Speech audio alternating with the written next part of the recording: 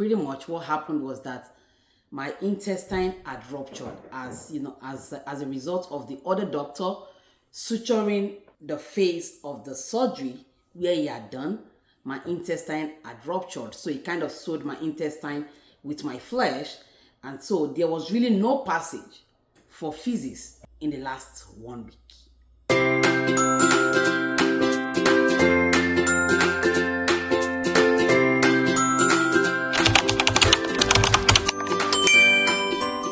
Hey guys, you're welcome back to my channel. My name is Ruth and this is The Gist with Ruthie. If it's the first time on my channel, you are welcome. And if you're a returning subscriber, thank you so much for watching, and thanks for sticking by through my inconsistencies. I have to say that. Thank you so much for sticking by. If it's your first time on my channel, welcome. We're gonna do this together. So I'm actually standing by my fridge because I'm trying to get something to eat, and then we're gonna sit down and have conversations and everything. So what are we eating? First off, before I go into anything else, it is my birthday today. So happy birthday to me. Wherever you're watching this from, once you're watching this video, please say a prayer for me. I honestly need it at this time. I'm just putting this out there. So if you see me, say a word of prayer for me, and thank you and God bless. We'll be getting lunch. We'll be getting lunch, and then we'll be diving into the reason why we're here today. Again, just to quickly mention, if it's your first time on my channel, please do not forget to like, share, comment, and subscribe. I'm trying to be committed these days to ensuring that I post more videos African on. You gotta put your food in some off plastics that you bought from the spare hall. And what are we eating this afternoon? This is beans, and this is our going stew. Let's do this while I drink some gari and all of those things. We'll do that together. If you're watching me, come and eat. I'm not selling fish or selling meat. Come and eat. By the way, so because it's my birthday today, I really wanted to do this video next year. And the reason being that the purpose of this video, or the reason would be, maybe at that time would have been, I want to talk about 10 years of that incident. But because I figured that life is unpredictable, you cannot continue to move things, right? I have decided to talk about it this year because life is lifing, right? And you just wouldn't know. I decided to talk about this thing. What I want to talk about, if you've been following me long enough, especially for my WhatsApp people, if you've been following me long enough, you would catch the drift, you will know what I'm talking about. And if it's your first time, don't worry, I'll give you the tea from the beginning, and you can trust me to bring the gist from the beginning, and then we walk it down. Yeah, this is very dear to me, and that's the reason why I'm talking about this again is because it's my birthday, and I really just want to thank God for where He's brought me. Sometimes when I think of the things that He has not done, and I remember the things that He has done, I'm just like, you know what? God, shut up. God has been faithful. You don't want to miss out on the blessings that is coming because you think that, there are some things that are not yet done, or there are some things that you haven't achieved or accomplished yet, and maybe you don't have reasons to thank God. No, I have reasons to thank God. Again, just quickly to mention, this video would have been done sometime in March, but again, like I said, life is life, and I'm a human being. I can't keep up. This year, I'm thanking God for that, and I'm thanking God for where He's brought me. Sometime in 2015, I had my baby, my daughter. By the way, my kids just had a new YouTube channel, so welcome Samuel. My kids just had a new YouTube channel, their own YouTube channel actually, so I will be adding a link to that YouTube channel in this video as well, just so you can share, comment, subscribe. Please help my kids. It's just been a week. We're trying to get this over with. Anyways, the daughter of mine, she's gonna turn 10 this year, Paulette. When I had her in October 2015, after having her, somehow I was at my parents' place in December of that same year, and then there goes the beginning of the story. So December of that year, 2015, I was at my parents' place when I started having this, very serious stomach ache. At the time, my grandma's death will be 10 years this year. That's a lot. My maternal grandma died, that same year. within that period, that same December. So I was home with my parents where they lived, and I was with my daughter in the room, and then I started having this serious stomach ache, and then one thing led to the other. I kind of struggled, like crawled pretty much to my parents' room to wake them up to help me, as my baby was also crying.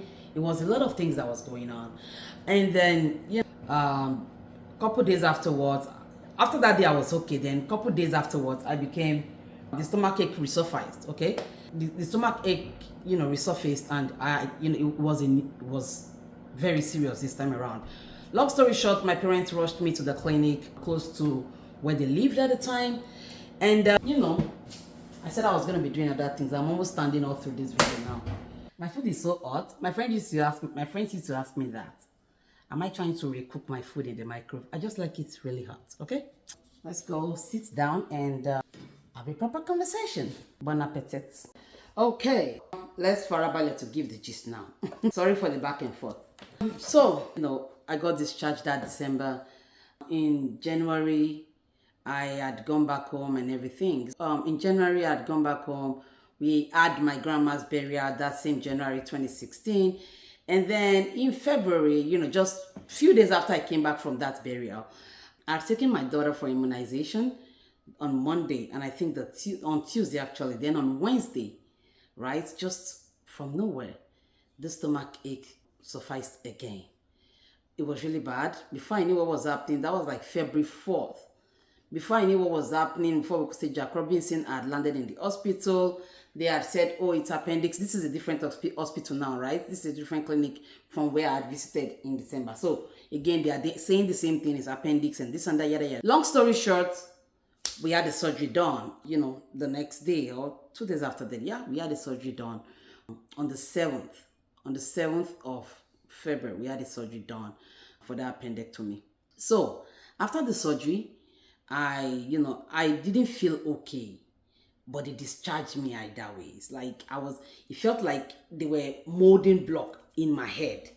My head was so heavy, I couldn't lift it, I couldn't talk, I couldn't do anything. But it discharged me either way.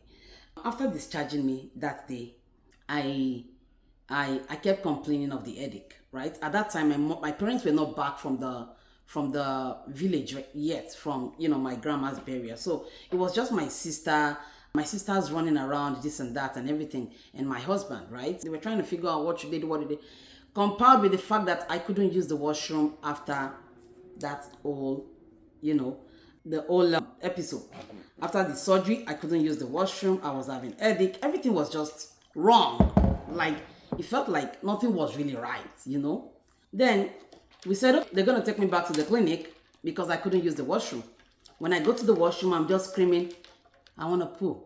I want to poop. I want to poop. But I just can never get it out. When we got to the hospital, a different doctor attended to me from the one that had initially done the surgery. Then when he said, oh, let him see the surgery site, and then I showed him, and it's like, why was this stuff sutured this way? Like, the surgery site, the suturing, the sewing was not neat according to him. But then it's like, oh yeah, that is fine. He believes that it's gonna heal and all that. They gave me a medication that's supposed to force me to be able to use the washroom, and then I started drinking it. I think I drank it just that one day. Then boom, before I knew it, somewhere in my stomach had busted. With the surgery site had busted open, and the feces I couldn't pass out for days started coming out from that surgery site. I'm gonna drink my gari. Started coming out from that surgery site. It was really bad. First off, when it started coming out, it was coming out like pus, but it was greenish in color. We were just cleaning it with paper towel, with cotton wool, with tissue, just cleaning it. But before we knew it, it had started coming out like more. Now I had to pretty much put a constant cloth on it just so it's not gushing out. So I was like, what is this? These are things that change people's lives. Me having to recount the memory is very traumatic for me. But I have to, because I'm still grateful, like I'm still here.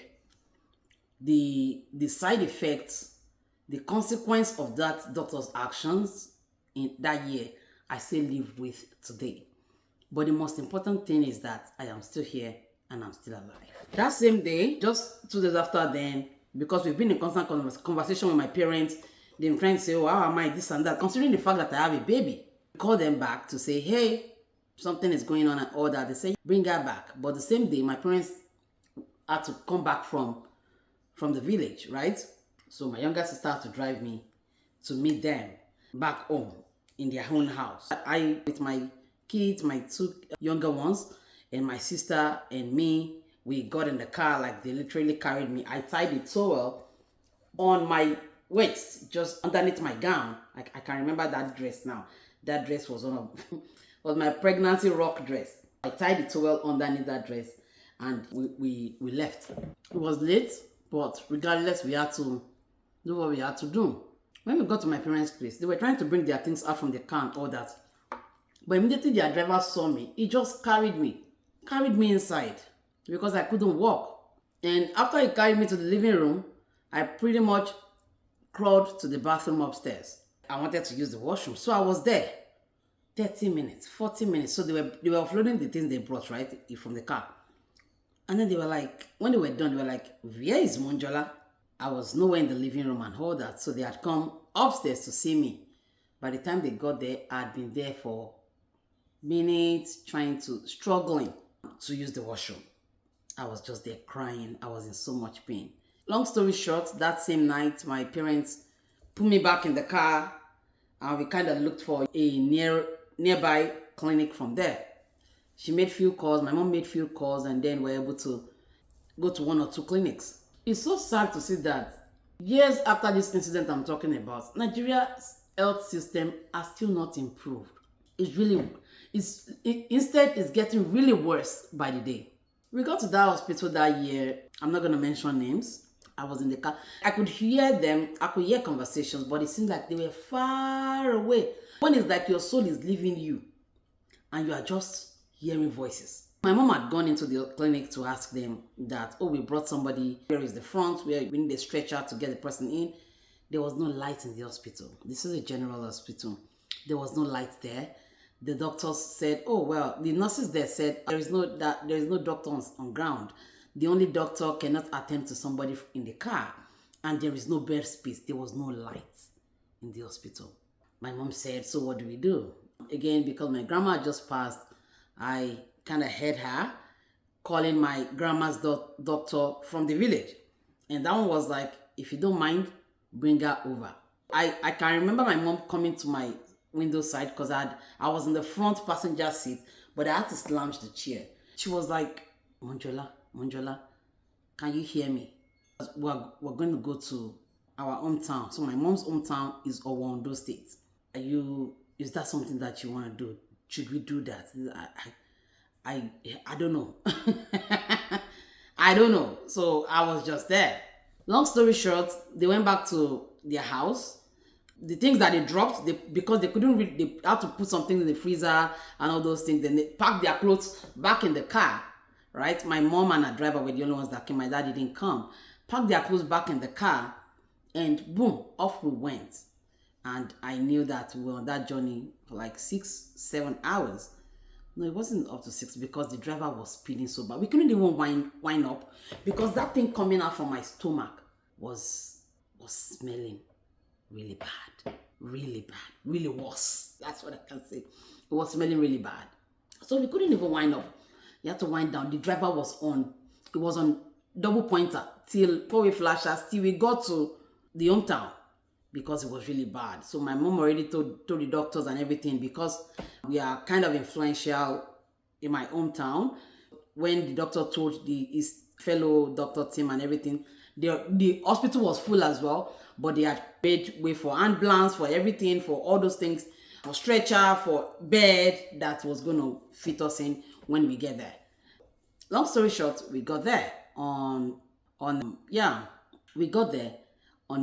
February 11th. After some few hours into February 12th, they had told us that I would have to go back into surgery as the face of the... So pretty much what happened was that my intestine had ruptured as a result of the other doctor suturing the face of the surgery where he had done. My intestine had ruptured, so he kind of sewed my intestine with my flesh. And so there was really no passage for physics in the last 1 week. This is me. This is not somebody else. This is me. Okay? I'm telling you, like, this is real life. Long story short, they did another surgery, which they had to cut off my intestine. I'm gonna go on Facebook. I don't think I still have any pictures or videos right now, but I'm gonna go on Facebook to look for some of those pictures and videos so I can attach them to this post, so I can attach them to this video, right? Because I saw my sister carry the bucket. Eventually, when I woke up to life, right, I saw my sister carry a bucket and she was going, and I kind of touched my mom by my bedside and be like, where's she going? What's in the bucket? And my mom said, that's my intestine. They're pretty much taking it to the lab to get tested and everything, but of course they had to dispose of it. It had ruptured. I was in that clinic for a week or two. My PVC or PCV, my PCV or my PCV or PVC, I don't know, my blood was short, so they had to work that out, everything. All my stomach like this. There's a picture here I would attach, which is 2 weeks after the surgery was done.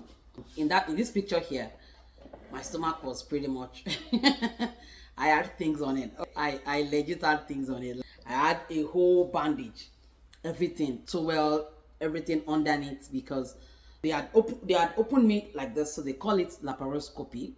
They had opened me up like this, down, and to take out the intestines. They are treating this place, but this place that ruptured, that got bad, they couldn't close it.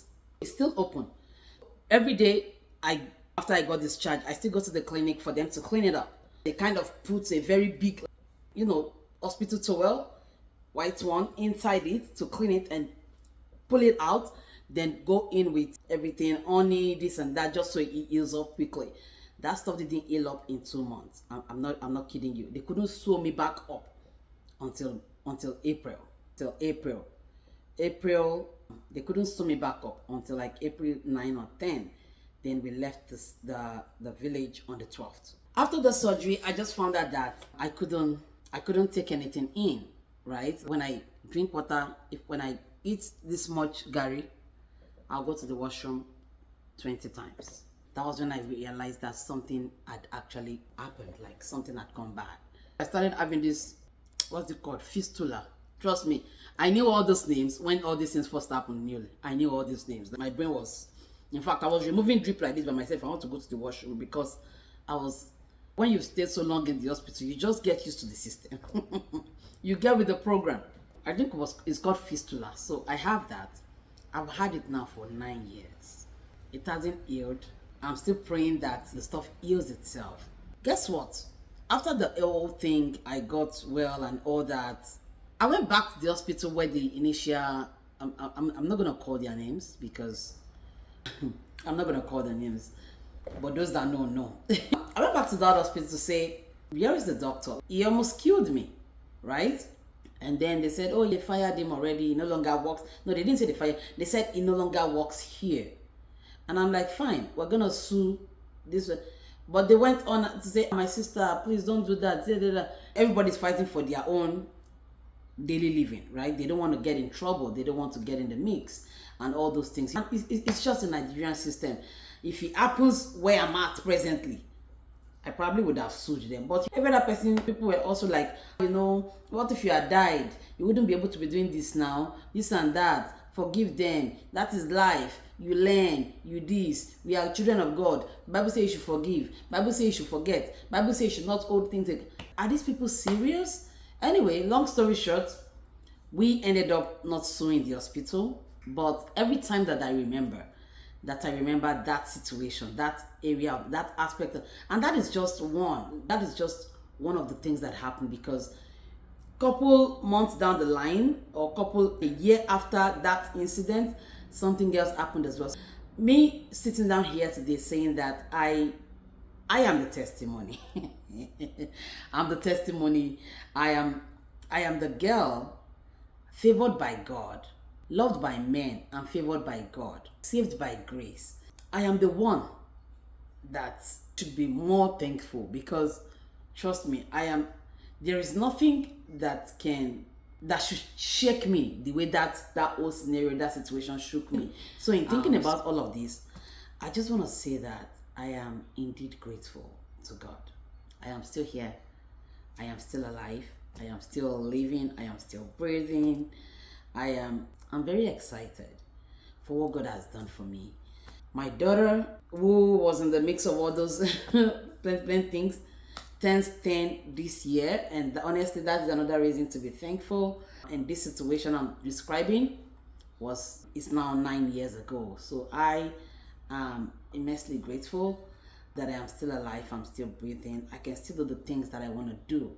Thinking about it, you just appreciate life more. If you've been in and out of the hospital for any ailment whatsoever, it just lets you appreciate life more. Every moment that you get to be alive, you just want to say thank you, because tomorrow is not promised. Anything can happen. In those moments, I kept telling God, I said, God, I want to be the mother to my children. I don't want to die like this. Please help me.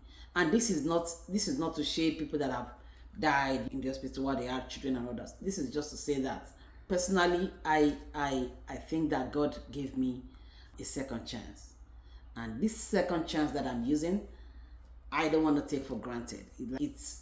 It's an unmerited favor. I don't want to take for granted. I am very grateful to God. I keep saying I'm very grateful to God because, yes, again, happy birthday to me, long life and prosperity. I pray that if you're watching this from any part of the world, if this resonates with you, if you've been in this situation before, if you've been in circumstances like this before, if you'd like to share, put your comments in the comment section down below. If you can relate to what I'm talking about, if you've had any medical mishap somehow that has put you in whatever kind of dilemma you want to share with me, please drop it in the comment section down below. And if you've never been there, but you just understand, how grateful I am, talking about the situation, talking about what has happened, talking about where I'm at presently, talking about past experience, just also drop your comment in the comment section. So if it's your first time on my channel, please do not forget to comment, share, comment, and subscribe. When you subscribe, please click the notification bell beside the subscribe button so you can get notifications each time your girl posts another video. Thank you so much for watching, guys. Again, my name is Ruth, and this is the Gist with Ruthie. Bye for now. Say a prayer for me. Bye for now.